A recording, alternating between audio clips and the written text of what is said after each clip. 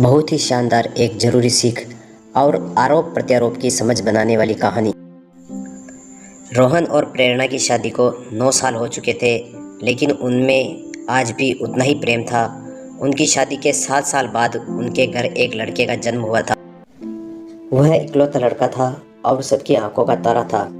एक सुबह जब रोहन ऑफिस के लिए जा रहा था तो उसने देखा कि वहीं टेबल पर एक सिरप रखी हुई थी, जिसका ढक्कन भी खुला हुआ था। चूंकि रोहन ऑफिस के लिए लेट हो रहा था, इसलिए उसने अपनी पत्नी को आवाज़ लगाकर उस बोतल पर ढक्कन लगाने और उसे जगह पर रखने के लिए कहकर चला गया। प्रेरणा भी अपने काम में व्यस्त थी, तो वह रोहन की बात को भूल गई। लड़के ने वह बोतल देखी और खेलने के इरादे से बोतल को टेबल से नीचे उतार लिया और उसमें रखी हुई पूरी की पूरी दवाई मीठी लगने के कारण पी ली। अब लड़का दवाई के असर के कारण बेहोश हो गया। जब उसकी मां ने उसको देखा तो वह उसे जल्दी से अस्पताल लेकर चली गई और वहीं से रोहन को फ़ोन किया।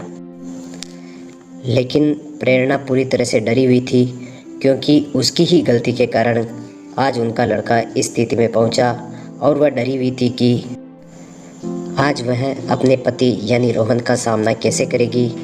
जैसे ही रोहन हॉस्पिटल पहुंचा और अपने बेटे को बेहोशी की हालत में देखा, तो बेटे को देखकर वह प्रेरणा के पास पहुंचा और उसे एक तरफ ले जाकर कहा, आई लव यू प्रेरणा।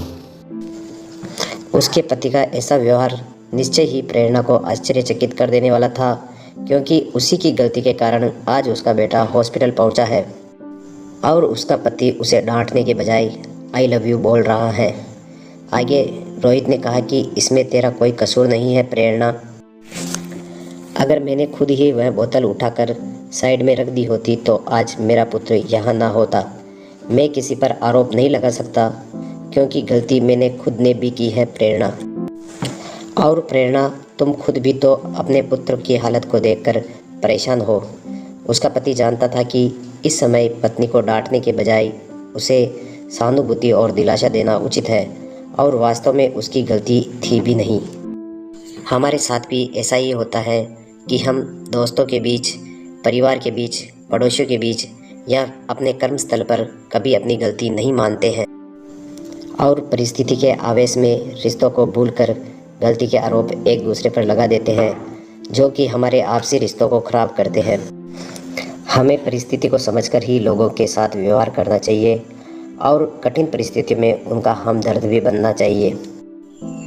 दोस्तों, आपको कहानी कैसी लगी कमेंट में ज़रूर बताएं और चैनल को सब्सक्राइब करते हुए एक लाइक ज़रूर करें। जय हिंद।